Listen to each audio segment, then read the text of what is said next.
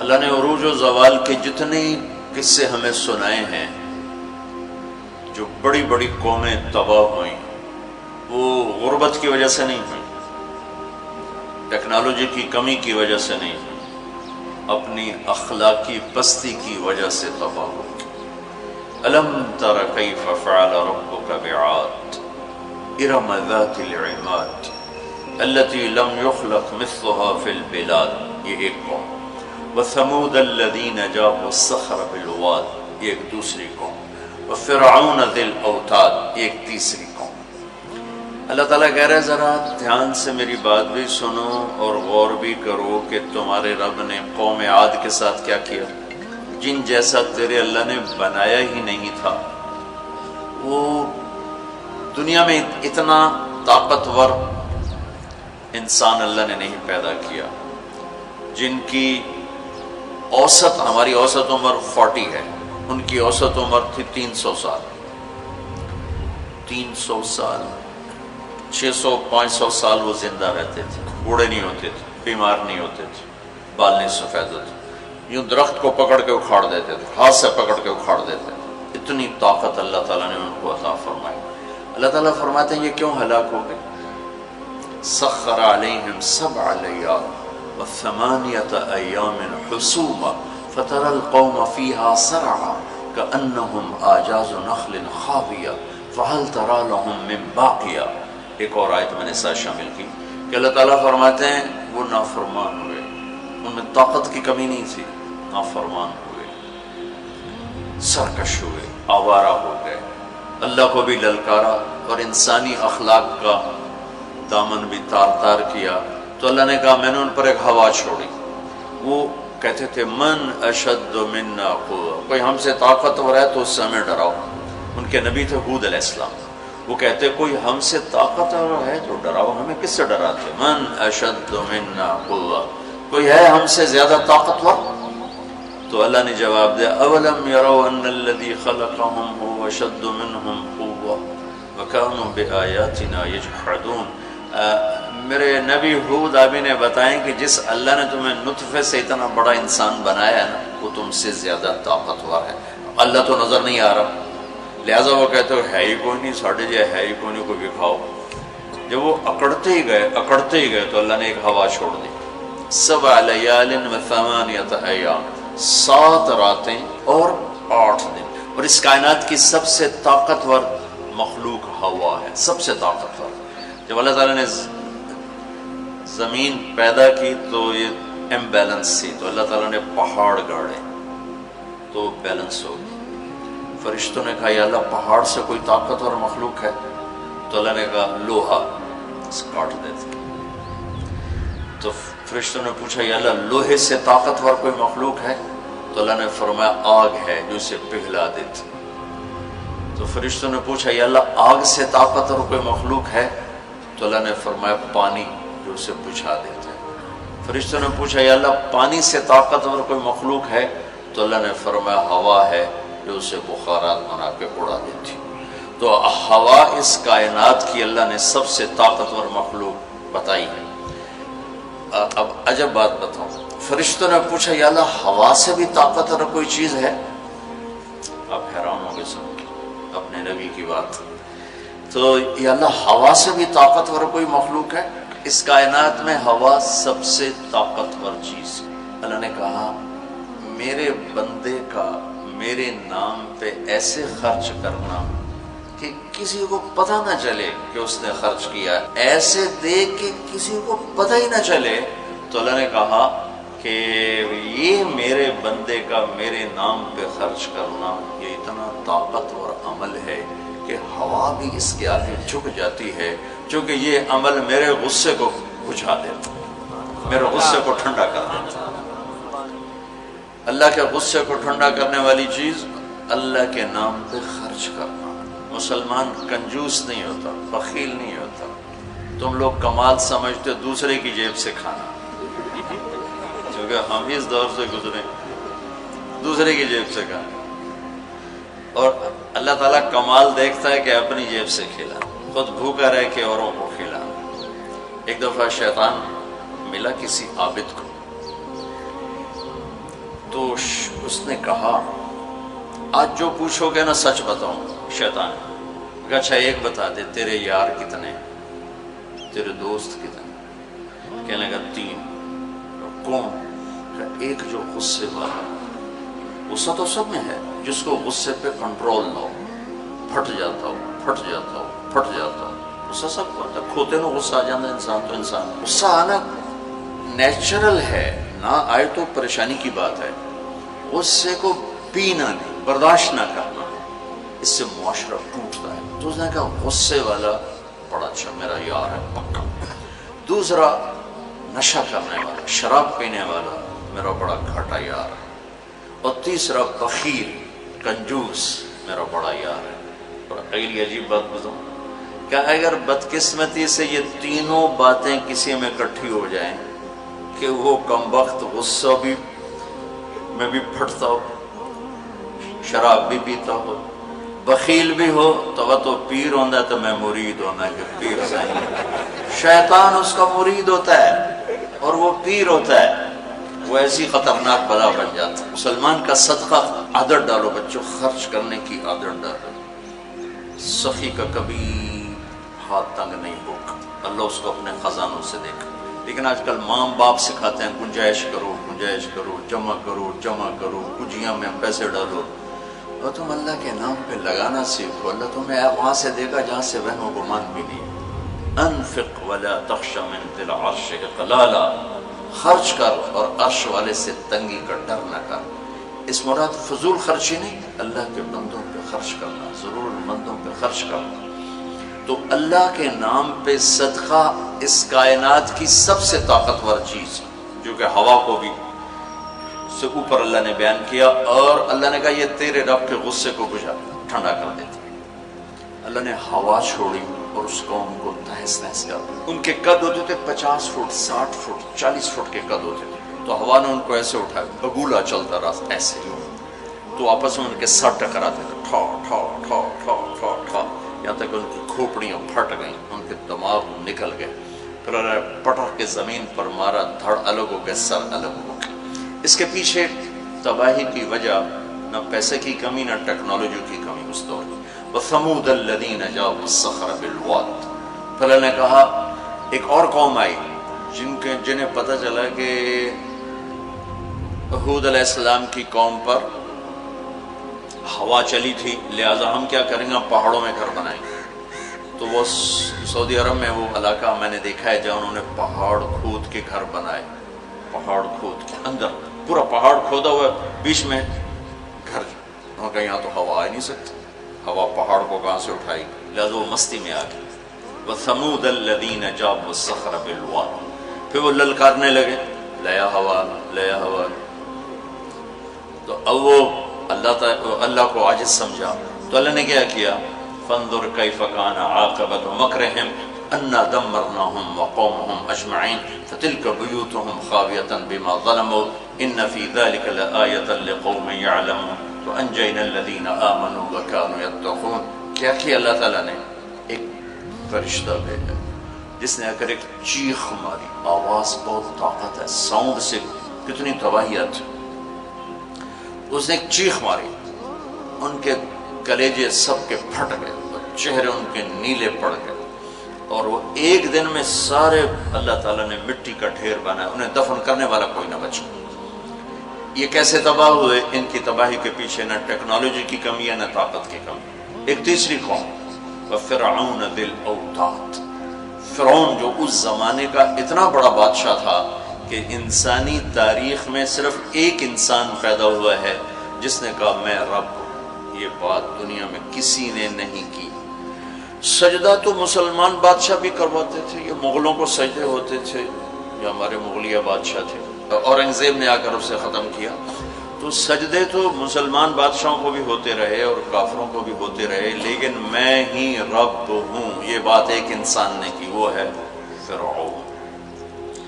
فَقُلْ هَلْ لَكَ إِلَىٰ أَن تَزَكَّىٰ وَأَهْدِيَكَ إِلَىٰ رَبِّكَ فَتَخْشَىٰ فَأَرَاهُ الْآيَةَ الْكُبْرَىٰ فَكَذَّبَ وَعَصَىٰ ثُمَّ أَدْبَرَ يَسْعَىٰ فَحَشَرَ فَنَادَىٰ فَقَالَ أَنَا رَبُّكُمُ الْأَعْلَىٰ. اللہ اکبر. کہنے لگا میں سب سے بڑا رب ہوں. یہ صرف ایک انسان کا دعویٰ ہے۔ کتنی اللہ نے اس کو طاقت بخشی ہے۔ بچے ذبح ہو رہے ہیں، کوئی اف نہیں کر سکتا، اف نہیں کر سکتا، کوئی جلوس نہیں نکال سکتا۔ بچہ پیدا ہوتا ہے ذبح کیا جا رہا، پیدا ہوتا ہے ذبح، بچیاں چھوڑی جا رہی، بچے ذبح کیا، نقتل ابناءهم ونستحيي نساءهم وإنا فوقهم قاهرون۔ سارا قرآن سے آپ کو بتا رہا ہوں۔ تو وہ اس زمانے کی سب سے بڑی ٹیکنالوجی، سب سے بڑی طاقت، یہاں کیا زوال ہے؟ اخلاقی پستی۔ سمود میں کیا زوال ہے؟ اخلاقی پستی۔ عاد میں کیا زوال ہے؟ اخلاقی پستی۔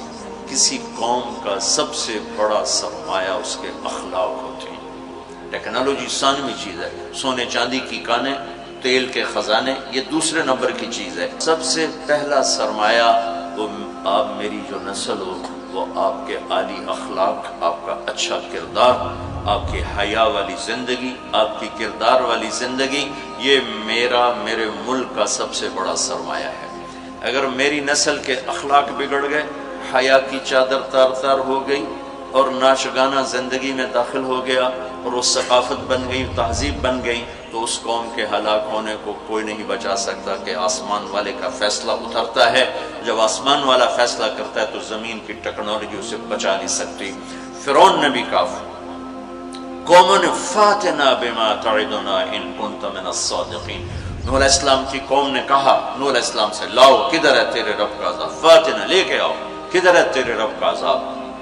انما یاتیکم بہ اللہ ان شاء وما انتم بمعجزین۔ اللہ جب لائے گا تو پھر تم کچھ کر نہیں سکو گے۔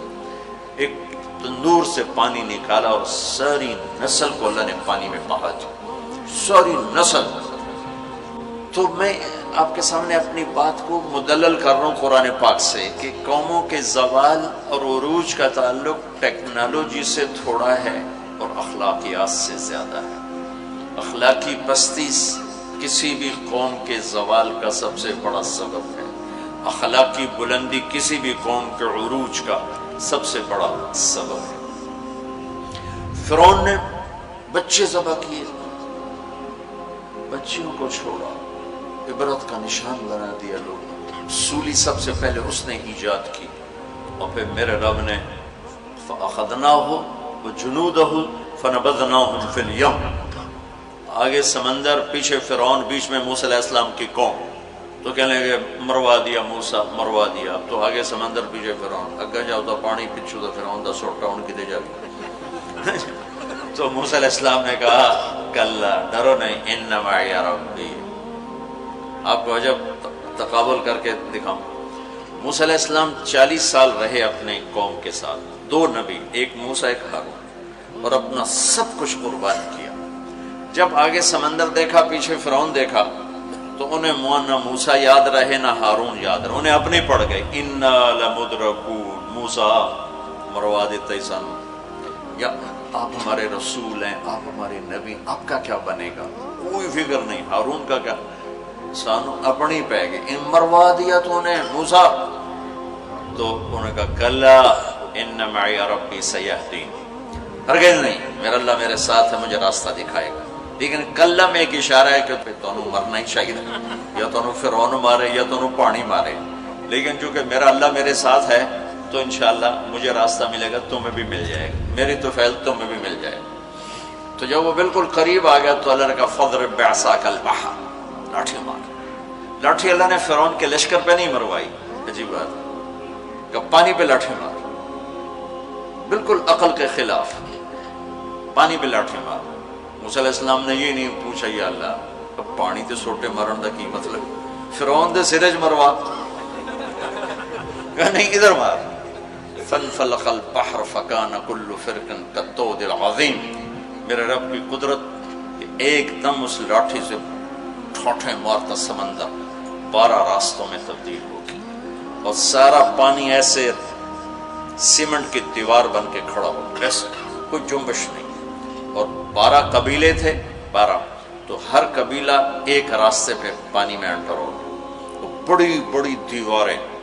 اب ان کو پریشانی شروع ہو گئی کہ پتہ نہیں نال دینا کی حال ہے، تو اللہ تعالیٰ نے پانی کو ٹرانسپیرنٹ کر دیا، یا پہلے ہوتا ہے لیکن نظر نہیں آتا نا، تھک ہو، تو اللہ تعالیٰ نے دکھانا شروع کر دیا، وہ جا رہا ہے، وہ جا رہا ہے، وہ جا رہا ہے، سب جا رہے ہیں، جا رہے ہیں، جا رہے ہیں۔ سب پار نکل گیا تو فرعون کنارے پر آ گیا، انٹر ہوا، اس کے ساتھ اس کا لشکر انٹر ہوا، تو اللہ نے پانی کو حکم دیا تو پانی دوبارہ حرکت میں آیا اور سارا لشکر اس کے اندر ڈوبا، غرق ہوا۔ کہنے لگے ہمیں اعتبار نہیں، دکھاؤ واقعی مر گیا ہے۔ پانی کی موج نے اٹھایا اور باہر پھینک دیا۔ موت کو دیکھ کے نبی بھول گیا 40 سال جنہوں نے محنت کی۔ ہمارے نبی ہجرت کے لیے گھر سے نکلے، جمعہ کی رات 27 صفر، نبوت کا 14واں سال اور جمعہ کی رات تھی۔ تو ابو بکر رضی اللہ تعالیٰ عنہ نے عرض کی یا رسول اللہ میں نے ایک غار ڈھونڈا ہوا ہے، وہاں چل کے چھپتے ہیں، پھر جب ہماری طلب کوئی ختم ہو جائے گی پھر ہم نکلیں گے۔ چلو اب کبھی آگے چلیں کبھی پیچھے، کبھی ہمارے نبی کے آگے ہوں کبھی پیچھے ہوں، کبھی آگے ہوں کبھی پیچھے ہوں۔ تو آپ نے فرمایا کہ ابو بکر یہ کیا کرو، کبھی آگے کبھی پیچھے، کبھی آگے کبھی پیچھے۔ تو کہنے لگے یا رسول اللہ اخاف الرصد فامشی امامک واخاف الطلب فامشی خلفک۔ یا رسول اللہ جب مجھے یہ خیال آتا ہے کہ آگے کوئی دشمن چھپا ہوا وار نہ کر دے تو میں آگے چلتا ہوں کہ وار میرے اوپر پڑے آپ پہ نہ پڑے، اور جب مجھے خیال آتا ہے کہ پیچھے سے آ کے حملہ نہ کر دے تو میں بھاگ کے پیچھے ہو جاتا ہوں کہ اگر کوئی وار کرے تو میرے اوپر آئے آپ پر نہ آئے۔ انا لمدرکون، ابو بکر کا عمل اور بنی اسرائیل کا عمل آپ فرق دیکھ رہے ہو۔ اگلے دن اچھا ہمارے نبی پنجوں پہ چل رہے تھے، پنجوں پہ، پورا پاؤں نہیں کہ اس زمانے میں کھوجی، جب تک کچی سڑکیں تھی یہ علم تھا، خود ہمارے گاؤں میں کھوجی تھے، کچی سڑکوں پہ پاؤں کے نشان پر چلتے چلتے سینکڑوں میل چلے جاتے تھے۔ ہمارے دادا کے اونٹ چوری ہوئے ڈیرہ غازی خان، چوری ہونا کوئی بڑی بات نہیں تھی، بیزتی سمجھی جاتی تھی اس زمانے میں، فلانے سردار دی چوری ہو گئی، تو وہ کھوجی کو لے کر چلے میاں چنو کے پاس ہمارا گاؤں ہے، وہاں سے چلتے چلتے دیرہ غازی خان سے چوٹی پہنچے پاؤں کا نشان دیکھتے دیکھتے، اور وہاں سے اپنے اونٹ لے کر واپس آئے۔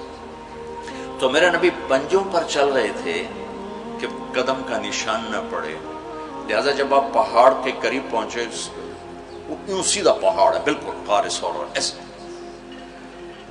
جب آپ چڑھنے لگے تو انگلیاں اتنی درد کرنے لگیں کہ آپ سے چڑھا نہیں گیا۔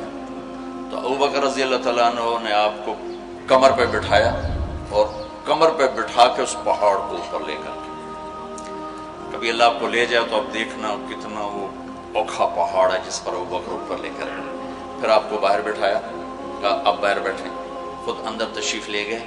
اندھیرا تھا تو ٹٹول کے سوراخ بند کرنے شروع کیے، روڑے پتھر اس سے۔ اب سوراخ باقی تھے اور روڑے ختم ہو گئے، تو اپنی پگڑی اتاری اور اس کو پھاڑ کے سوراخ بند کیے۔ پھر بھی سوراخ باقی تھے تو کرتا اتارا اور اس کو پھاڑ کے سوراخ بند کیے۔ پھر ایک سوراخ باقی رہ گیا، وہ جس میں سانپ تھا، اس کے اوپر اپنی ایڑی کو رکھ دی۔ پھر عرض کی یا رسول اللہ آپ تشریف لائیں۔ آپ کو اندھیرے میں پتہ نہیں چلا کہ ابو بکر کے نہ پگڑی ہے اور نہ کرتا ہے۔ جب تھوڑی روشنی ہوئی، صبح صادق ہوئی، روشنی ہوئی تو دیکھا ابو بکر کے نہ کرتا نہ پگڑی۔ تو آپ نے کہا ابو بکر تیرا کرتا تیری پگڑی؟ کہ یا رسول اللہ آپ یہ دیکھ رہے ہیں یہ سارے سوراخ تھے، مجھے خیال ہوا کوئی چیز آپ کو تکلیف نہ پہنچائے تو میں نے یہ سارے بند کر دیے۔ تو اس پر ایک دم میرے نبی کی آنکھیں بھر آئیں اور اب بے ساختہ روئے اور ہاتھ اٹھا کر رکھا یا اللہ میں ابو بکر سے راضی ہوں، تو بھی اس سے راضی ہو جا اور اسے جنت میں میرا ساتھی بنا تھا۔ تو فوراً جبریل آئے اور عرض کی یا رسول اللہ تعالیٰ فرما رہے ہیں کہ ہم ابو بکر سے راضی ہیں اور جنت میں آپ کا ساتھی بنانے کی بشارت دیتے ہیں۔ بنو اسرائیل کہہ رہے ہیں مروا دیا، اور ابو بکر کیا کر رہے ہیں میں آپ کو تقابل کر کے بتا۔ پھر اگلے دن قریش کا کھوجی صرف انگلیوں کو پہچانتا غار سور کی طرف چل پڑا۔ جب وہ چلے تو میرے رب کا غیبی نظام حرکت میں آیا۔ اللہ نے ایک بیل اگائی، وہ کافی کھلی جگہ ہے، بیل اگائی، بیل، اس کے شاخوں کے اندر اللہ نے مکڑیوں کو حکم دیا، انہوں نے جالا بنا دیا، ایک کبوتری نے آ کے انڈے دے دیے۔ کھوجی ٹھیک دروازے پہ لے کے آ گیا، کا پاؤں کا نشان یہاں تک۔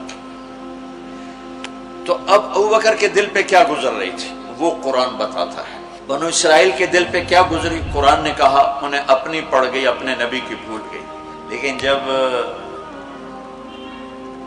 یہاں دشمن سر پہ پہنچا ہے تو ابو بکر کے دل پر کیا گزری اس کو قرآن بتاتا ہے، اذ یقول لصاحبہ لا تحزن ان اللہ معنا، جب ہمارے نبی نے اپنے ساتھی ابو بکر سے کہا غم نہ کر اللہ ہمارے ساتھ ہے، غم نہ کر اللہ ہمارے ساتھ ہے۔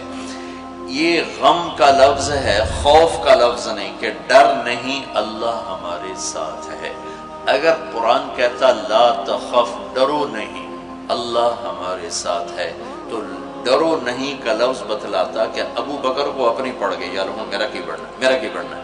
قرآن کہتا ہے غم نہ کر، ابو بکر کو اپنی ذات بھول گئی، اپنے نبی کا غم لگ گیا کہ یا اللہ میرے نبی کا کیا بنے گا، یا اللہ میرے نبی کا کیا بنے گا۔ تو اللہ تعالیٰ نے فرمایا اس ابو بکر کے سینے کو سامنے رکھ کر کہ اپنے حبیب کی زبان سے کہلوایا غم نہ کر اللہ ہمارے ساتھ ہے، اللہ ہمارے ساتھ ہے۔ پھر دونوں امتوں کا فرق بتانے لگا ہوں۔ بنو اسرائیل نے سمندر پار کیا، فرعون کو غرق ہوتے دیکھا، اور ایک نبی آگے ایک پیچھے، دو رسولوں کے درمیان جا رہے ہیں، اور آگے ایک بستی میں دیکھا مروا علی قوم یعکفون علی اصنام لہم، وہ ایک بتوں کی پوجا کر رہے تھے۔ اتنے ماٹھے تھے عقل کے بنو اسرائیل کہ پتھر کی پوجا ہو رہی، 40 سال نبی کی صحبت ہے، بڑے بڑے معجزے دیکھے، اور ابھی پانی پاؤں پہ لگا ہوا ہے، سمندر کو پھٹتے دیکھا، فرعون کو ڈوبتے دیکھا۔ موسیٰ علیہ السلام سے کہنے لگے اجعل لنا الہا کما لہم آلہہ، موسیٰ علیہ السلام جی ہماری ایک درخواست۔ کہنے لگے کیا، ایو جے ہے خدا سانو ہی لے دے، ایسے میں انہوں متھر ٹیکی۔ اتنی چھوٹی عقل کے تھے کہ ایک لے دے ہمیں، ان کو توڑے جا بے عقل میں دنیا جو ایک ہی کوئی، انکم قوم تجہلون۔ ہمارے نبی دنیا سے تشریف لے گئے، فوت ہوئے 12 ربیع الاول 7 جون 633 عیسوی 11 ہجری، پیر کا یہ تقریباً یہی ٹائم ہے، اس سے تھوڑا سا آگے، زور سے پہلے۔ اب دنیا سے تشریف لے گئے، انتقال فرما گئے۔ اس صحابہ پہ عجیب و غریب کیفیت طاری ہوگی۔ عمر رضی اللہ عنہ نے تلوار نکال لی، جو کہے گا اللہ کا نبی فوت ہو گیا قتل کر دوں گا۔ وہ فوت نہیں ہوئے، اللہ کے پاس گئے، واپس آئیں گے۔ ابوبکر صدیق کو پتہ چلا، وہ عوالی ایک محلہ ہے، وہاں گئے ہوئے تھے اپنی بیگم کے پاس، وہاں سے دوڑتے ہوئے آئے، گھوڑے سے چھلانگ لگائی، گھر میں داخل ہوئے، اپنی بیٹی کے حضرت عائشہ کے گھر میں آپ کا انتقال ہوا۔ آپ کے چہرے سے کپڑا ہٹایا، ماتھا چوما، آنسو گرے، اور کہا طبت حیا و میتا، میرے محبوب آپ دونوں حالتوں میں پاک پاکیزہ خوشبودار ہیں، دنیا سے جانے کے بعد بھی اور دنیا میں رہتے ہوئے بھی۔ پھر تشریف لائے تو عمر کی آواز گرجدار، کوئی نہ کہے میرے نبی فوت ہو گئے۔ ممبر پر آ کر کھڑے ہوئے کہا عمر بیٹھ جاؤ۔ عمر کہنے لگا میں نہیں بیٹھتا۔ تو کہنے لگے ایھا الناس من کان یعبد محمدا فإن محمدا قد مات، جو لوگ محمد کی پوجا کرتے تھے تو سنو آج ان کو اللہ نے اٹھا لیا ہے۔ ومن کان یعبد اللہ فإن اللہ حی لا یموت، اور جو اللہ کی پوجا کرنے والے ہیں وہ سن لیں کہ اللہ موت سے پاک، زندہ، قائم دائم، حی قیوم موجود ہے۔ اور پھر آپ نے یہ آیت پڑھی انک میت وانہم میتون، میرے حبیب آپ نے بھی موت کا ذائقہ چکھنا ہے، وہ سب نے موت کا پیالہ پینا ہے۔ اور یہ آیت پڑھی وما محمد الا رسول قد خلت من قبلہ الرسل افإن مات او قتل انقلبتم علی اعقابکم، میرے نبی بھی تو رسول ہیں جیسے اور رسول ہیں، ان کو بھی تو موت نے آنا ہے، تو تم میرا راستہ چھوڑ دو گے، میرا دین چھوڑ دو گے۔ تو عمر رضی اللہ تعالیٰ عنہ فرماتے ہیں میری ٹانگوں سے جان نکل گئی، چونکہ مجھے پتہ چل گیا کہ آپ فوت ہو گئے ہیں، تو میں یوں نیچے گرا، سیدھا ایسے اسٹریٹ نیچے گرا کہ مجھے جو لگا جیسے یہ قرآن آج اترا ہے، جیسے یہ قرآن آج اترا ہے۔ تو ابوبکر صدیق رضی اللہ تعالیٰ عنہ صحابہ کا ایمان اور بنو اسرائیل کا ایمان اب تقابل دو نبیوں کی موجودگی میں اتنے بڑے معجزے دیکھ کر ایک پتھر کا بت دے ہم بھی اس کو سجدہ کریں؟ اور یہاں میرے نبی دنیا سے جا چکے ہیں اور ابوبکر صدیق اعلان کرتے ہیں کہ اللہ زندہ ہے، موت سے پاک ہے، اور میرے نبی کو اللہ نے بلا لیا جیسے ہر نبی کو بلایا، میرے نبی کو بھی بلا لیا ہے۔ پہلی امتوں کو 2 نمازیں، ہمیں 5۔ پہلی امتوں کی مسجد کوئی نہیں، ہماری مسجد۔ پہلی امتوں کی اذان کوئی نہیں، ہمیں اذان دی۔ اور اذان اتنا بڑا عمل بنا دیا میرے نبی نے کہ آپ نے فرمایا کہ اذان دینے والا قیامت کے دن سب سے اونچے مقام پر کھڑا ہوگا۔ حضرت علی فرمایا کرتے تھے کاش میں اللہ کے نبی سے حسن حسین کے لیے مسجد نبوی کی اذان مانگ لیتا، یہ حضرت علی فرمایا کرتے تھے۔ اور جنگ قادسیہ میں مؤذن زخمی ہو گیا تو اذان دینے کے شوق میں سردار آپس میں الجھ گئے، کہتا میں دوں گا، کہتا میں دوں گا۔ پھر قرہ اندازی ہوئی جس کا نام نکلا اس نے اذان دی۔ حضرت عمر فرمایا کرتے تھے اگر میں امیر المومنین نہ ہوتا، اگر میں خلیفہ وقت نہ ہوتا تو میں مسجد نبوی کا مؤذن بننا پسند کرتا۔ کسی کو اذان نہیں ملی، ہمیں اذان۔ پہلا مؤذن بلال بنا، پہلے مؤذن اللہ نے بلال کو یہ عزت عطا فرمائی۔ دنیا میں یہ ہے اور آخرت میں یہ ہے کہ میرے نبی نے فرمایا کہ جب جنت میں جانے کا وقت آئے گا تو جنت کی میرے لیے سواری لائی جائے گی، میں اس سواری پہ بیٹھوں گا تو اس کی جو وہ رسی ہوگی وہ ایسے نیچے گر جائے گی، نیچے گرے گی۔ اس رسی کے یعنی اس کی جو لگام ہوتی ہے وہ نیچے گرنے کا مطلب ہے یہ ایسے نیچے گر گئی۔ اب نیچے گرنے کا مطلب ہے کہ اس کی ڈرائیونگ میرے نبی نے نہیں کرنی، کوئی آنے والا ہے، کوئی ڈرائیور آنے والا ہے جو رسی پکڑ کے چلے گا، کوئی کوچبان آنے والا ہے جو اس کو پکڑ کے چلے گا۔ رسی کا گرنا ایک انڈیکیشن ہے کہ کوئی نصیب والا اب آئے گا۔ جب آپ کی سواری کھڑی ہوگی، رسی نیچے ہے، تو اب سب کی گردنیں ایسے ہوں گی، کون، سب قیاس کر دیں کون کون کون۔ اللہ کی طرف سے اعلان ہوگا بلال کو بلایا جائے، بلال بلال۔ تو بلال آپ کی سواری کی لگام پکڑیں گے اور آپ نے فرمایا کہ سب سے پہلے میں جنت میں جاؤں گا، وہ بلال میرے ساتھ ہوگا، میری سواری کی لگام پکڑ ہو جائے گا۔ تو ہمیں اذان ملی، کسی امت کو اذان نہیں ملی۔ ہمیں 5 نمازیں ملی، کسی امت کو نمازیں 2 نمازیں، ایک فجر کی 2 رکعت، عصر کی 2 رکعت۔ باجماعت نہیں، ان کو اپنی کتاب یاد نہیں، ہمیں قرآن یاد ہے۔ میرے مدرسے میں ایک بچہ اب ماشاءاللہ امریکہ میں وہ پڑھا رہا ہے، اس نے 30 دن میں قرآن یاد کیا۔ صبح یاد کرتا تھا، شام کو تراویح میں سناتا تھا۔ میرے مدرسے کا بچہ صبح بیٹھ کے مغرب تک پورا سپارہ یاد کر کے اور عشاء کو تراویح میں سنا دیتا تھا۔ اللہ نے میں ایسا قرآن دے دیا کہ 1 مہینے میں بھی یاد ہو جاتا ہے۔ 3 دن میں بھی ایک بزرگ نے یاد کیا، 3 دن میں قرآن یاد کیا۔ اللہ نے ہمیں قرآن کی دولت عطا فرمائی، پڑھنے کے لیے 5 نمازیں عطا فرمائی، تہجد کی نماز عطا فرمائی، اوابین کی نماز دی، اشراق کی نماز دی، چاشت کی نماز دی۔ نماز کے کتنے دروازے کھول دی۔ اور میرے نبی کی آخری نصیحت تھی میری امت نماز نہ چھوڑنا، نماز نہ چھوڑنا۔